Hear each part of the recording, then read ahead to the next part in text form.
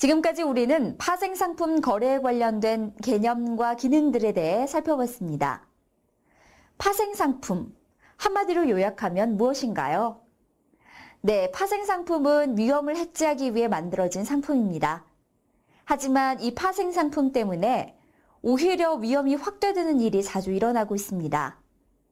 이 때문에 증권, 선물회사는 투자자에게 그 위험성을 고지해야 하는 의무가 있죠. 또한 실물을 기초자산으로 두긴 하지만 그 가치를 100% 정확하게 알기는 힘들고 수익이 높을수록 위험도 높기 때문에 어떤 조건에서 어떤 목적으로 어떻게 파생상품을 활용하는가에 따라 그 결과는 분명히 다르게 나타날 수밖에 없습니다. 지금부터 파생상품의 본래 목적인 위험을 관리하는 수단으로 활용하기 위해 파생상품 거래의 위험성에 대해 분석해보는 시간을 갖겠습니다. 오늘은 선물거래에서의 레버리지 사용이 손익에 영향을 미치는 정도를 구체적으로 이해하고 최종 거래일에 주의해야 할 내용은 무엇인지 알아보겠습니다.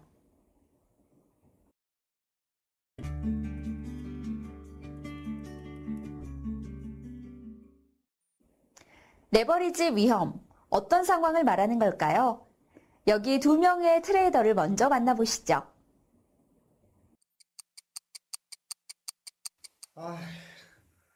도대체 선물 왜 자꾸 빠지는 거야? 지금 전일 종가 대비 얼마나 빠졌지? 4.6% 빠졌어. 어제가 바닥인 줄 알았는데. 이봐, 선물에서 사이드카 나왔어. 뭐야? 그럼 그새 5%도 더 내려갔다는 거야? 지금 손실이 도대체 얼마야?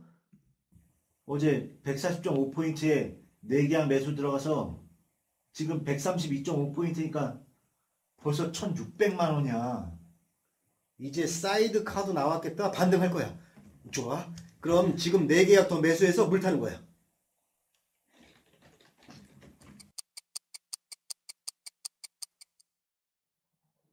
외국인들이 주식을 계속 내다 파는데 우리 이거 정말 괜찮을까?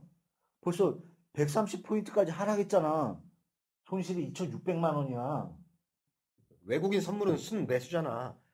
괜찮을 거야. 이제 살짝 반등하기 시작했어. 버티면 먹을 수 있을 거야. 아무렴 하한가까지야 가겠어.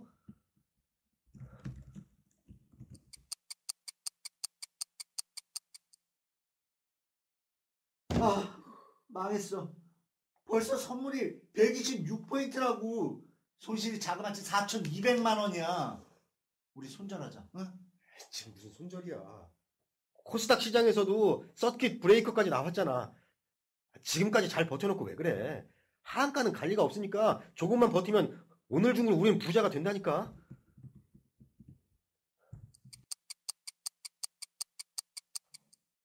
이제 어쩔 거야. 다 너 때문이야. 하한가잖아. 꼼짝할 생각도 안 하고 있어. 곧 벗어날 거야. 조금만 참아봐.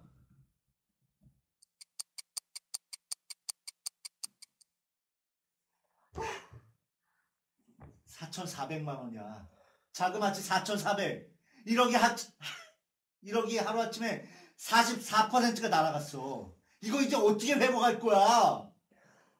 오늘 하한가로 끝났고 내일은 더 내려갈 것 같아. 포인트 털지도 않고 그냥 넘기면 어쩌겠다는 거야. 서킷 브레이커 나왔다고 무조건 바닥이 아니잖아. 무슨 소리 하는 거야. 하한가까지 나왔는데 이제 무조건 반등만 남은 거잖아. 나를 믿어보라니까 그래. 다음 날 이분들은 과연 어떻게 됐는지 궁금하시죠? 다음 날인 10월 25일 선물 가격이 116.70까지 하락하면서 두 분은 8천만 원 가까운 손실을 입고 청산하고 말았습니다.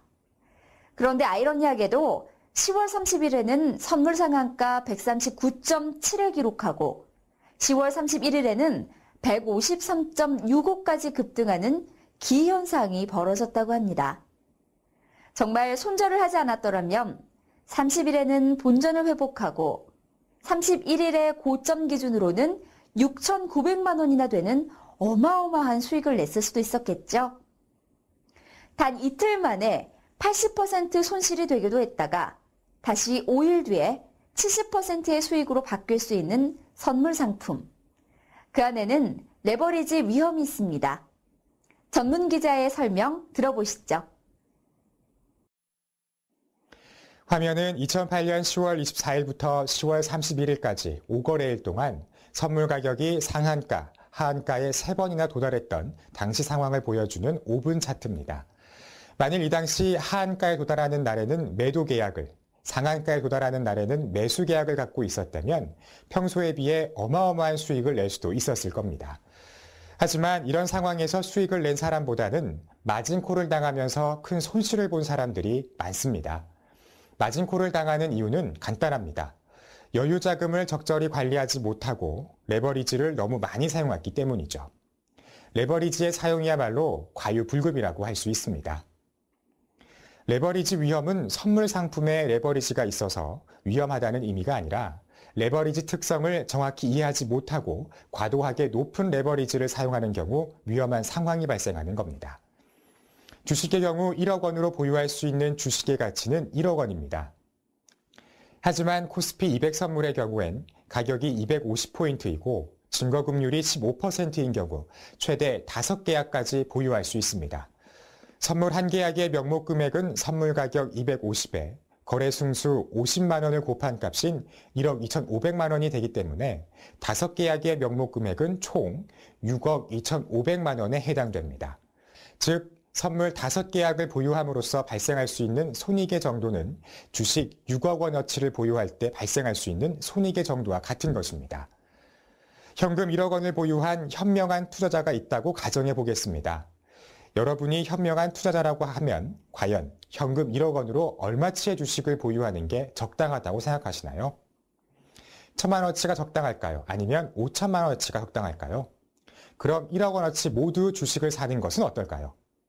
1,000만 원어치가 적당할지 5천만 원어치가 적당할지 서로 다른 평가가 가능하리라 생각됩니다. 하지만 주식에 1억 원을 모두 투자하는 것은 결코 적은 규모의 투자가 아니라는 것에는 상식적으로 누구나 동의하실 겁니다.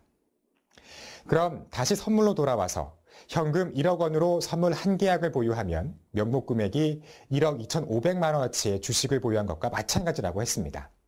그렇다면 주식 투자 규모로 미루어 봤을 때 현금 1억 원으로 선물 한 계약을 보유한 것이 그렇다면 적은 규모의 투자일까요? 큰 규모의 투자일까요? 레버리지의 사용은 양날의 칼과 같습니다. 주식을 많이 보유한 투자자에겐 해지의 수단으로서 레버리지의 상품인 선물은 정말 편리하고 유용합니다. 자금의 활용도를 높이고 주식 매수 대신에 선물을 매수하는 방향성 거래자에게도 유용합니다. 그리고 짧은 기간 동안 레버리지를 사용하는 것도 유용한 활용 방안일 수 있습니다.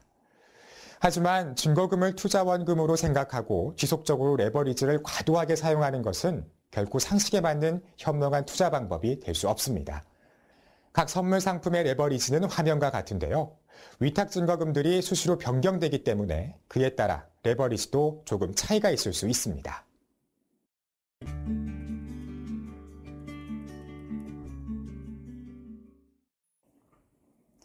주식 거래와 달리 모든 파생상품 거래에서는 각 상품별로 최종 거래일이 있다는 점 알고 계시죠? 계약에 대한 거래가 종료되는 이날, 어떤 위험이 있는 걸까요? 자세한 설명 들어보시죠. 최종 거래일에는 평일과 달리 거래 시한 내에 보유한 포지션을 청산하지 않거나 롤오버를 하지 않을 경우 의도하지 않은 손실을 입을 수 있습니다. 따라서 투자자는 결국 최종 거래 시한 이내에 보유한 최근 월몰 포지션을 모두 청산할 것인지 청산하지 않을 것인지를 결정해야 하고 또한 차근 월물로 롤오버를 할 것인지 하지 않을 것인지를 결정해서 최종 거래일에 최종 거래 시한 이내에 포지션을 청산하거나 롤오버를 해야 합니다. 그럼 우선 해지 거래자가 롤오버를 하지 않았을 때의 예를 들어보겠습니다. 주식을 보유한 투자자의 경우를 생각해 볼까요? 5억 원어치의 주식을 보유한 투자자가 주가가 하락할 것을 대비해서 선물 매도 4계약으로 해지를 하고 있는 상황입니다. 시간이 흘러 최종 거래일이 다가왔습니다. 투자자는 어떻게 해야 합니까? 최종 거래일에 아무런 조치를 취하지 않는다면 선물매도 미결제 약정 4계약은 최종 결제돼 손익이 정산된 후 차액이 입금 또는 출금되는 것으로 끝나버릴 겁니다. 바로 다음 날 정말 운이 없게도 주가가 큰 폭의 하락을 하기 시작하면 투자자는 선물로 해지한 보람도 없이 큰 손실을 보게 되겠죠. 그럼 이 투자자가 해지 상태를 계속 유지하고 싶었던 것이라면 어떤 조치를 취해야 할까요? 보유하고 있던 최근 월물 매도를 청산하고 차근 월물 매도로 갈아타야 최종 거래일 이후에 주가가 큰 폭의 하락을 할 경우에도 해지 효과를 볼 수 있겠죠. 이런 것을 롤오버라고 부른다고 했습니다.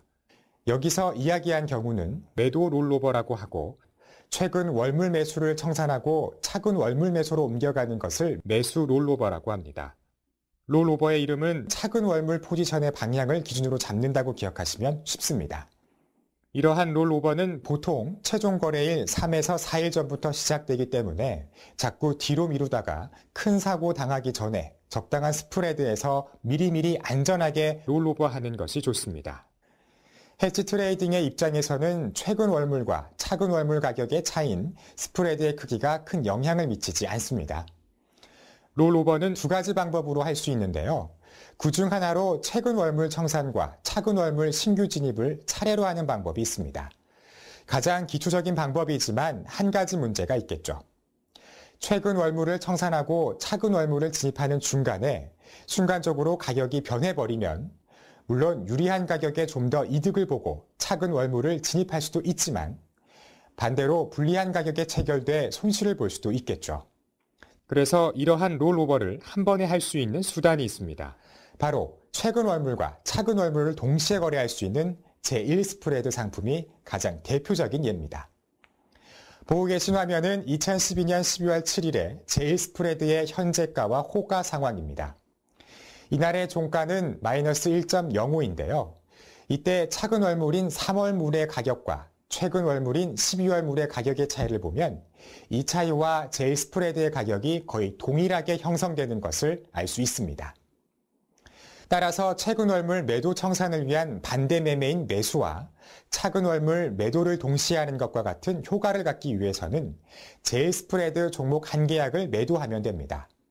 마찬가지로 최근 월물 매수 1계약을 보유하고 있는 경우에 롤오버를 하기 위해서 최근 월물 매도와 차근 월물 매수를 동시에 하고 싶은 경우에는 단지 제1 스프레드 종목 1계약을 매수하기만 하면 됩니다.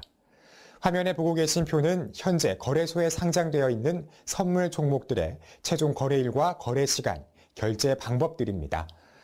거래 목적에 따라 최종 결제를 받을 수도 있지만 원치 않은 경우에 최종 결제를 받지 않도록 최종 거래일 거래는 매우 유의해야 하는데요.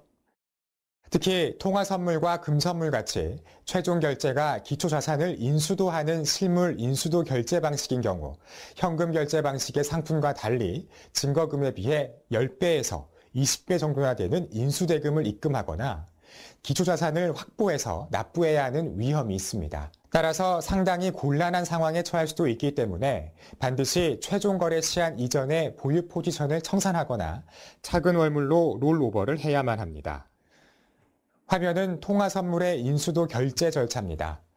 최종 거래일 오전 11시 30분 이후가 되면 거래가 종료되고 최종 결제 가격이 확정돼 통지받게 되는데요.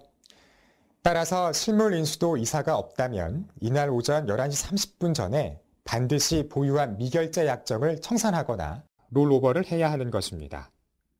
최종 거래일 이전에 미결제 약정을 청산하지 않았거나 롤오버를 하지 않았다면 매수 미결제 약정 보유자의 경우 최종 거래일로부터 기산하여 3일째 거래일 12시까지 인수도 대금을 입금해야 하고요. 매도 미결제 약정 보유자의 경우 최종 거래일로부터 기산하여 3일째 거래일 12시까지 외화 입금을 해야 합니다. 이렇게 현금 결제 선물과 달리 인수도 결제 상품은 결제 절차가 까다롭기 때문에 상당한 주의를 필요로 합니다. 실물 인수도를 위해서는 선물 매매 거래 시의 위탁 증거금 수준이 아닌 위탁 금액 전액에 해당하는 실물 인수대금 또는 기초자산의 예탁을 필요로 하기 때문에 각별한 주의가 필요하다고 합니다. 이와 관련한 사연 하나를 소개해 드릴 텐데요. 최종 거래일 이전에 보유 포지션을 청산하지 않아 실물 인수도 결제를 해야 하는 투자자의 이야기입니다. 지수 선물만 거래하던 내가 미국 달러 선물은 왜 했을까? 상품 안내 화면에 자세히 나와 있는 최종 거래일과 결제 방법조차 내가 잊고 있었다니 내 머리에 지우개가 있나 보다. 최종 거래일이 세 번째 월요일이라는 것을 잊지 말자 다짐해놓고 그날이 오늘이란 것을 잊고 말았다. 최종 거래일 전까지 매수 포지션을 청산하지 못하면 엄청난 일이 있을 거라는 걸 알고 있었으면서도 말이다. 10개약 매수 포지션을 갖고 있어서 난 모레까지 1억 넘게 입금해야 한다. 도대체 당장 1억 원을 어디서 구하지? 애들 엄마한테 실수했다고 말하면 당장 집에서 쫓겨날지도 모른다. 지점에 전화해서 물어보면 무슨 소리인지 알아듣지도 못하겠고 본사에 전화를 해보면 지점에 전화해보라고 하고 난 이제 어쩌나. 최종 거래일, 실물 인수도 결제. 이제 이런 것들이 머리에서 지워질 염려는 없지만 그 전에 기억만 하고 있었다면 이런 일은 없었을 텐데 생각하니 참 정말 사내 대장부 눈에서 이렇게 눈물이 많이 쏟아질 줄이야. 정말 안타까운 상황입니다. 달러 선물 10계약을 보유하기 위해 필요한 증거금이 약 600만 원 정도인 것에 비하면 인수도 결제 자금을 마련하기 위해 갑작스럽게 약 1억 원이 넘는 현금을 준비하는 것은 정말 큰 부담일 수밖에 없습니다. 따라서 앞서 이야기한 바와 같이 최종 결제 방법이 실물 인수도 결제인 선물 거래의 경우 사례 속 주인공과 같은 상황이 발생되지 않도록 사전에 최종 거래일 이후 기초자산 인수도 결제 절차를 정확히 숙지하고 이에 대한 대비를 철저히 하셔야 한다는 점 기억해 두시기 바랍니다. 오늘은 선물 거래에 존재하는 위험성, 레버리지와 최종 거래일에 관한 위험들을 살펴봤습니다. 레버리지는 증거금과 투자 원금의 규모 간의 차이를 말하는 것으로 투자자는 반드시 투자 원금의 규모를 기준으로 손익을 계산하고 거래 전략을 계획해야 합니다. 과다한 레버리지의 사용은 양날의 칼이 되어 회복할 수 없는 손실의 원인이 될 수 있다는 점 기억해 두시고요. 최종 거래일에 보유한 포지션을 청산하지 않거나 롤 오버하지 않을 경우에는 의도하지 않은 손실을 입을 수 있기 때문에 상품마다 다른 최종 거래일과 최종 결제 방법을 정확히 숙지해야 합니다. 선물 거래의 위험, 기본을 지키지 않아 발생한다는 것 이해해 두셨나요? 다음 시간에는 옵션 거래에 존재하는 위험은 무엇인지 알찬 내용으로 준비하여 찾아뵙겠습니다.